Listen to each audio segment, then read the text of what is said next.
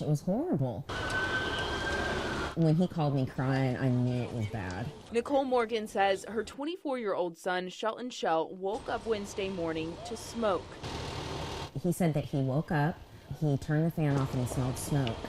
And he went to open the door and he was hit with all the ash, which also burned his face. It kind of peppered his face. And about that time, he slammed the door. His roommate, Gerald, come running to meet him. And they knew that their only way out, they would have to bust the window. Nicole Morgan said her son had to jump out of his unit on the second floor. He's now in the hospital with serious injuries to his back. He broke 4 vertebrae in his back, so they're looking at maybe having to have surgery. His roommate and best friend shattered his leg and also messed up a vertebrae in his back. She says her son never heard smoke alarms go off. I'm just thankful that it wasn't at night where people were sleeping, that happened in the morning, because it could have been so much worse. On Wednesday, he arrived at the hospital with nothing but the clothes on his back.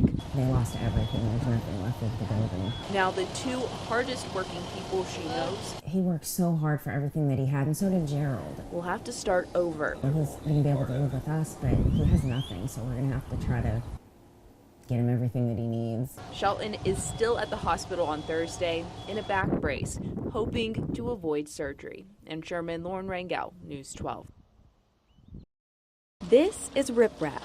Most of the time, riprap is large, natural stone between 15 and 24 inches in diameter that helps stabilize the dirt along rivers and shorelines and things to keep it held in place during flood, moving water events, and things like that. The last major flooding event 8 years ago caused a lot of riprap to erode into the river under the Denison Dam. So we've got a contract ongoing right now to recover that riprap and move it back up onto the bank shoreline here to help stabilize that for future floods. Lake manager Jacob Ellison says this project took a lot of collaboration. We've coordinated with ODWC and Texas Parks and Wildlife, and their fisheries biologists have worked with us on this project to ensure that we not only get what we want done, but also it benefits the fishery in eliminating the pooling and helping the water quality for the fishery below Texoma Dam as well. Ellison is hoping this project works so well that they won't have to do this again anytime soon. This huge vacant lot in the middle of the city behind the Katy practice fields is land once considered worthless. It's not only a hole, it's just been an eyesore on top of that. After 20 years and more than $10 million of cleaning up the once contaminated property, the 100 acres off of Morton Street in Denison has a new owner and a new chance of life.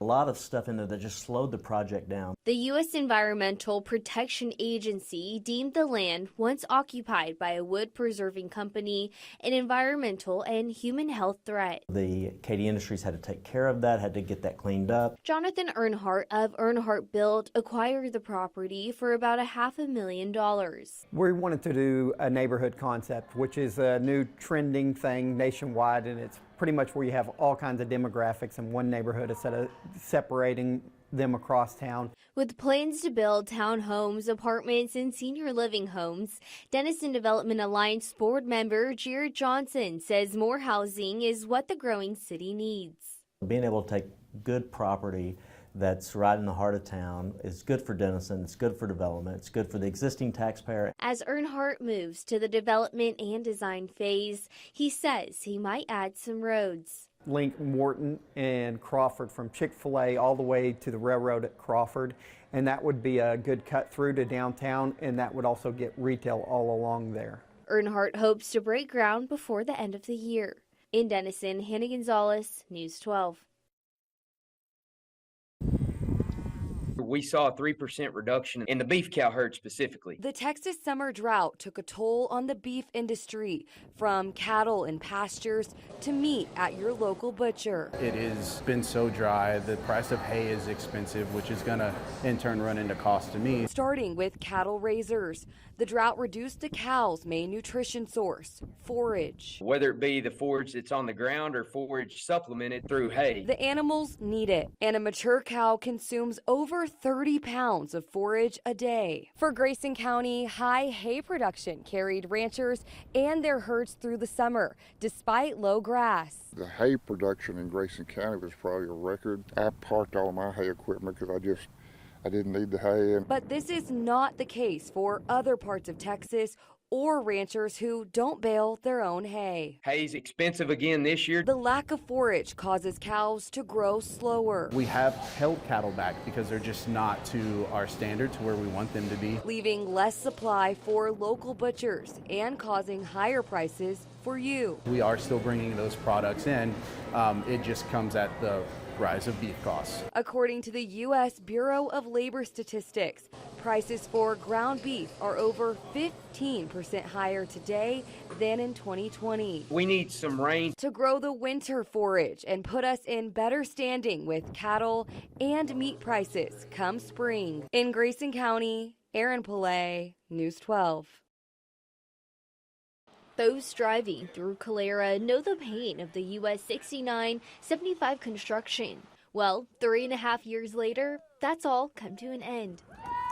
It's a really great feeling for the town of Calera right now to have this done and open, and, you know, we're not dodging traffic barrels and different construction trucks. The construction stretched about 4 miles all the way from Calera to the Choctaw Casino in Durant, with a price tag of $152 million. Partially federally funded, it's got state dollars and a lot of partnership dollars in it also. Its main purpose?